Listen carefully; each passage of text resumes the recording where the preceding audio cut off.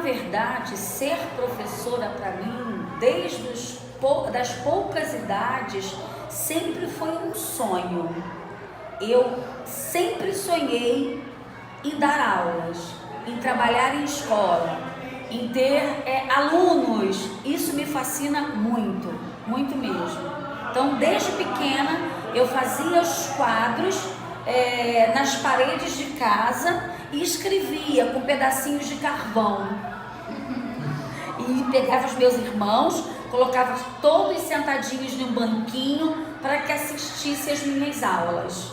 Às vezes aulas de nada, mas o fato de estar ali, aquelas crianças sentadas e eu falando, eu já me sentia uma professora.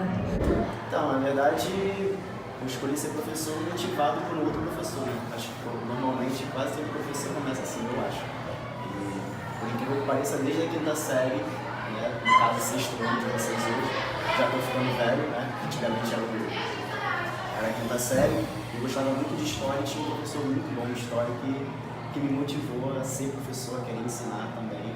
E foi uma motivação de outro professor.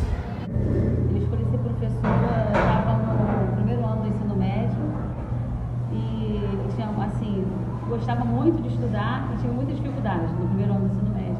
E aí eu me dediquei muito e percebi que eu queria ser professora para estudar matemática, para ajudar as pessoas, a gente fazia grupos de estudo. E foi aí que eu decidi que realmente eu queria ser professora. E os seus pais, eles te apoiavam nessa sua escolha? Olha, sempre foi um sonho do meu pai ter um filho professor, um médico e um militar. Hoje ele tem 3 filhas professoras, não tem médico, mas tem 4 filhos, na verdade, militares e 2 netos militares. Sim, sim. Meus pais sempre foram bem livres, assim, sempre tiveram liberdade em relação às minhas escolhas. E minha mãe sempre apoiou bastante por acreditar que é uma função, né, um papel na sociedade fundamental na construção do conhecimento, na construção das pessoas. Então, ela sempre apoiou. Mais até minha mãe. Não. Primeiro eu fiz o UF para informática na época, passei. Aí não concluí, aí eu fui fazer matemática. Porque, na verdade, é muito delicado hoje em dia, né? Mas, assim, eu me sinto muito realizada, porque eu faço o que eu gosto. Se tornar professor interferiu em algo na sua vida? Se sim, o quê? Olha, a interferência, porque, na verdade, o que acontece?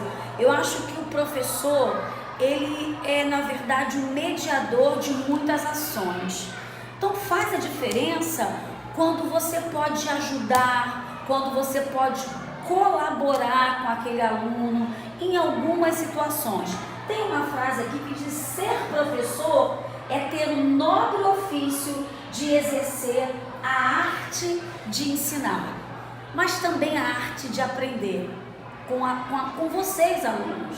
Então, há uma diferença muito grande, sim, e é uma profissão, não é sacerdócio, mas é uma profissão que eu amo muito, muito mesmo. O tempo inteiro, né? Interfere, está interferindo até agora, mas no sentido de construção, né? Essa relação que a gente tem de troca de conhecimento, porque na verdade eu não somente passo conhecimento para vocês, na verdade a gente troca, né? A gente constrói conhecimento. A gente já está construindo conhecimento aqui agora, né? Nessa relação. Vocês estão sabendo um pouco de mim, né? E aí a gente se educa através disso. Então, é uma forma de, sem dúvida, de mudar o mundo e mudar nós mesmos. Não interferiu, mas hoje eu me sinto uma pessoa melhor em ser professora, assim. Conhecer os alunos, é um dia totalmente diferente do outro, cada dia você tem uma novidade. Um dia que você sai triste por um acontecimento, no outro dia você tem uma turma que te alegra de outra forma. Então, são reconhecimentos. É uma profissão muito difícil? É muito difícil. E, assim, a minha disciplina, eu acho, assim, pior ainda, né? Porque nem todos os alunos têm facilidade em matemática. Às vezes eu me deparo com muitos desafios. Tem dias que a gente sai chateado, sai triste, desgastado. Mas tem dias, assim, que você chega numa outra turma, você tem outras recompensas. Recompensa, assim, lidar com o aluno, carinho, carisma, entendeu? A troca. Você aprende, você ensina. Já sofreu algum constrangimento prática em sala de aula? Ah, sim, sim. Na verdade, os tempos passaram e hoje, né, é muito comum você, professor, ser ameaçado, constrangido, e é uma dificuldade muito grande hoje lecionar para alguns adolescentes que não têm regras, que não conseguem medir, né, as suas brincadeiras, mas enfim, a gente entende que não muda o seu gostar, não muda o seu perfil. O que você precisa fazer é tentar chamar a atenção dessas pessoas para a nobre profissão que é a arte de ensinar. Vários constrangimentos de vários tipos, né, em relação a alunos com alunos, né, tipo de preconceito, como racismo, xenofobia, e constrangimento em relação ao aluno-professor também, né, porque nem todo mundo, infelizmente, entende o espaço que a gente tem e o papel ou a importância do espaço que nós estamos, né, então assim, os constrangimentos são diversos e quase todo dia tem um. Constrangimento não, já fiquei muitas vezes sem graça. Principalmente quando assim, a gente trabalha à noite, como professora mulher trabalha à noite, às vezes você pega os homens mais velhos, assim, você sente um olhar mais maldoso, uma piada, alguma coisa, aí a gente fica mais constrangido, né? E hoje em dia essas coisas são mais assim, alguns adolescentes mais abusados e tudo mais. O que você pensa sobre a violência entre aluno e professor? Olha, é um fator muito sério e a gente vem tentando amenizar determinadas situações para que elas não se agravam. Como o último episódio que todos nós vimos nas redes sociais em Suzano, uma agressão, né, violenta demais. Vimos também em nosso município professores serem agredidos.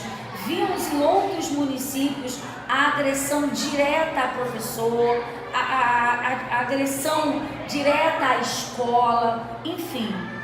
Não é algo que eu coadune. Eu entendo que é uma questão de educação e respeito. Então, na verdade, a gente tem, a nível de Brasil, né, a gente tem uma dificuldade hoje de entender qual a importância da educação para a nossa sociedade e a gente tem a dificuldade de valorização do nosso professor, né? Então, hoje é muito comum o professor ser colocado numa posição de inferioridade mesmo. Às vezes não parece que a gente tem alguma importância, as pessoas não reconhecem. E aí, quando você não tem a valorização do aluno em relação ao profissional que está ali, né, primeiro de pessoa mais velha, começa por aí, né, antes de ser professor, de pessoa mais velha.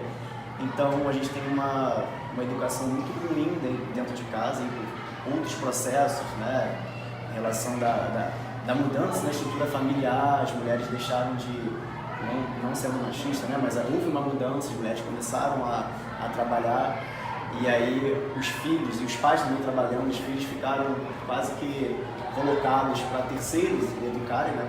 Vocês podem perceber, por exemplo, numa creche, na maior parte do tempo a criança fica numa creche onde no mundo ideal deveria ficar uma boa parte com seus pais, tendo educação de valores com seus pais, né? Quando você coloca essa função para terceiros, aquilo ali é um momento profissional e nem todo mundo está com aquela energia de educar um filho de uma outra pessoa. Então isso é o papel que deveria ser dos pais, né? Primeiramente, não que a gente não se eduque na escola, a gente se educa na escola, mas os primeiros valores são dentro de casa, né? Aí eu acredito que os primeiros valores são dentro de casa. Então, quando você não tem isso, não existe uma referência de educação, de respeito. Então, além de não se respeitar o mais velho, não respeita o professor porque não entende qual é o papel daquela pessoa na sociedade. Então, isso aí hoje em dia, né, tá muito frequente. Hoje em dia está mais assustador da aula, né, muita inconsequência. Eu acho que os professores hoje em dia a gente está se sentindo muito amedrontado. Qualquer coisa, qualquer nota baixa é motivo para o aluno querer ou pichar o carro do professor. Já aconteceu comigo isso também, uma vez na escola do município, de quebrar o vidro do meu carro. Então você fica muito amedrontado, mas assim, eu sempre penso uma coisa: independente de qualquer aluno, independente de qualquer escola pública ou privada, eu trato todo mundo igual, entendeu? Tipo assim, eu acho que o caminho ainda hoje é a conversa, principalmente o carinho, porque a gente percebe que tem muitos alunos assim que faltam carinho, faltam amor. Alguma vez pensou em desistir? Já sim. Já, porque chega um momento em que você já está soberbado, cansado e você não aguenta mais aquela situação. Olha, não é que eu não tenha deixado, mas eu não gostaria que a minha filha exercesse a profissão, porque eu entendi que era mais uma a sofrer por causas justas. Eu acho que é justo o ofício de ser professor, o estar junto com o aluno, às vezes se torna um momento muito difícil, mas é complicado hoje você estar em uma sala de aula onde não há uma proteção da família para que você possa exercer determinadas posturas, né? A sociedade condena algumas situações, então você fica, na verdade, impedido de exercer punições por conta de regras expostas. Então, um aluno hoje, ele, se colocarmos para ficar de castigo, não pode, mas na minha época podia. Existia castigo, existia bilhete para o responsável comparecer, existia uma batidinha nas mãos, com uma régua. Eu sei que isso pode ser bem assustador, mas nós tínhamos naquele momento uma concepção diferente. Aluno e professor, respeito mútuo sempre. Eu tento criar uma resistência em relação a isso. Normalmente, no final de trimestre, eu penso em desistir quando estou corrigindo prova. Mas eu penso em desistir, na verdade, porque assim, as pessoas não têm a noção do quanto se tem o trabalho de ser professor. As pessoas, todo mundo quer ser engenheiro, né, advogado, aí valorizam esse caminho do advogado. É muito difícil, do engenheiro, mas, cara, para ser professor tem que estudar bastante também, né? Porque não, as pessoas acham que não, ser professor é só chegar ali, ler um livrinho e beleza. E existe uma construção, né, de 4 anos estudando, não só 4 anos, muita leitura. E aí, às vezes, você se depara com algumas situações que fala, pô, eu li tanta coisa, né, e eu não consigo passar isso e construir algum conhecimento em relação a isso, porque eu não consigo respeito das pessoas.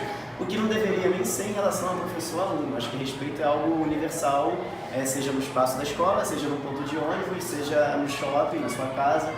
Então, muito por conta disso, às vezes você se questiona, será que vale a pena tanto conhecimento, né, para não se ter uma valorização em relação à profissão e também a relação da remuneração, né, que é uma coisa que a gente reclama tanto, né, que a gente é miserável não, mas o quanto a gente estudou e a importância que a gente tem na sociedade, aí eu acho que eu classifico que a gente tem uma remuneração abaixo do que deveria ser, né? Já, várias vezes, já pensei em desistir.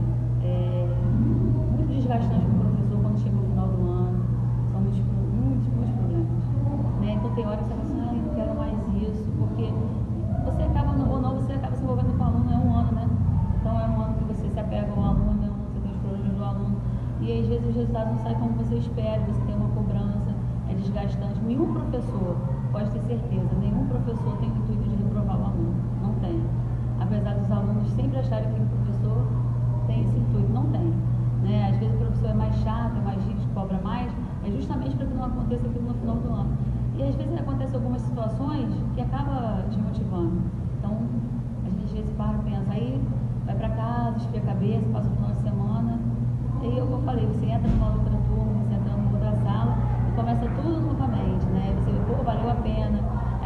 uma turma que você não espera, de um aluno que às vezes você não tinha muita empatia, é onde vem aquela vontade de você continuar fazendo o seu trabalho. Uma situação engraçada que você já passou dentro da sala de aula. Ah, muito engraçada.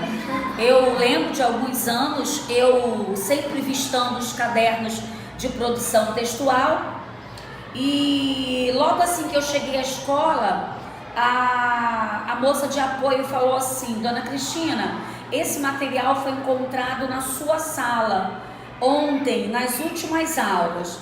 Eu peguei e guardei. E no momento em que eu fui pedir aos alunos os cadernos para avistar, porque valia a nota, um determinado aluno falou assim: olha, tia, eu não trouxe o meu caderno porque a tartaruga comeu. Eu, o quê? A tartaruga comeu o seu caderno?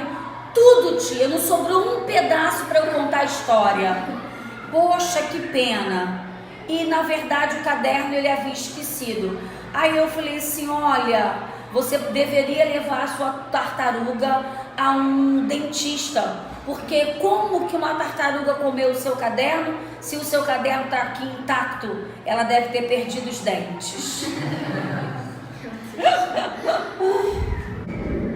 Tem duas situações, não foi diretamente na minha aula, mas assim, com um colega que veio me chamar e aquilo virou algo comum.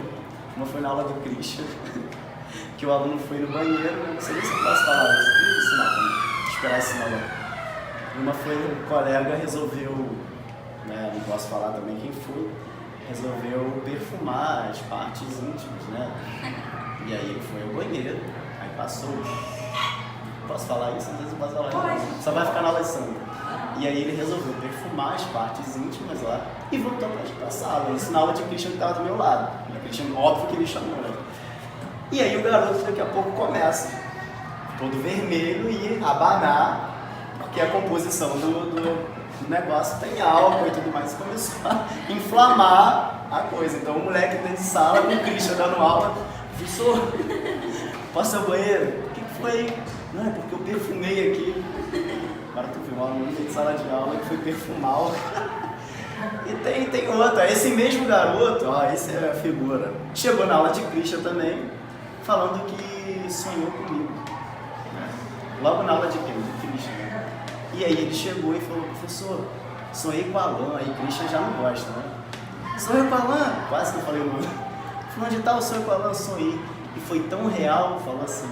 E aí o Christian de novo falou: Alan, sonhou contigo, falou que foi muito real. Eu falei: beleza.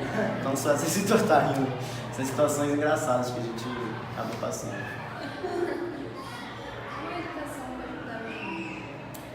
Como a educação pode mudar o mundo? A educação, ela transforma a sociedade, ela equipara entendimentos, ela vai fazer com que o mundo se torne melhor à medida que eu seja um cidadão crítico, um cidadão pensante, um cidadão estudioso, um cidadão investigador, pesquisador. Eu acho que é a única forma, da educação modificar o todo. Eu acho, na verdade, eu venho refletindo direto. A gente pensa também, né? A gente fica só dando aula, eu fico pensando quando eu vou para casa. Eu acho que, pegando agora um contexto geográfico, assim, nesse mundo globalizado, de tanta informação que vocês têm, e não necessariamente essas informações geram conhecimento, né? Que são informações jogadas e não necessariamente refletidas, né? Eu acho que talvez seja o único espaço hoje, analisando dentro da vivência de vocês, na idade de vocês, que a gente tem espaço para se refletir. Se vocês prestarem atenção, em que momento do dia vocês param para refletir sobre o mundo que vocês vivem, a não ser que seja na escola, né? De parar e racionalmente, através da ciência e tal, parar para analisar o mundo, né? Você vai para casa, é televisão, é Rede Globo, é o jornal, não sei o que, jogando um monte de informação, várias informações que não necessariamente viram conhecimento, né? Porque para virar conhecimento você precisa refletir sobre aquilo, e aí são várias informações jogadas que não necessariamente contribuem, né, para a construção da gente como pessoa, de vocês no caso. Então, o que a gente faz na escola? Se vocês perceberem, a gente racionaliza tudo, a gente tenta refletir nas aulas de geografia, na aula de filosofia, na aula de sociologia, e aí puxando um pouco para o nosso contexto das ciências humanas, que as pessoas acham que não sai para nada, aí a reforma do ensino médio, tal matéria é importante, outra não é, matemática, português, são as matérias mais importantes, mas será que só matemática e português, né, Sandra, são as matérias mais importantes? Filosofia, sociologia, geografia, história, que vão construir a gente como ser humano, né, cara? Pensar na sociedade, são as ciências humanas. E às vezes a gente deixa pra lá. Então, o papel da educação hoje, eu acho que diria que é o espaço para mim de transformação, é o pontapé inicial de transformação do mundo. Por outro meio não dá. Vocês estão no coletivo, dentro de sala, podem refletir. Quando vocês vão para casa, cada um está no celular, né? Existe até a forma de se mobilizar pela internet, isso é importante. Mas está no coletivo dentro de sala, está no coletivo fazendo a Feira das Nações. Então, eu acho que é o espaço hoje que a gente tem no mundo para tentar mudar alguma coisa, é a escola.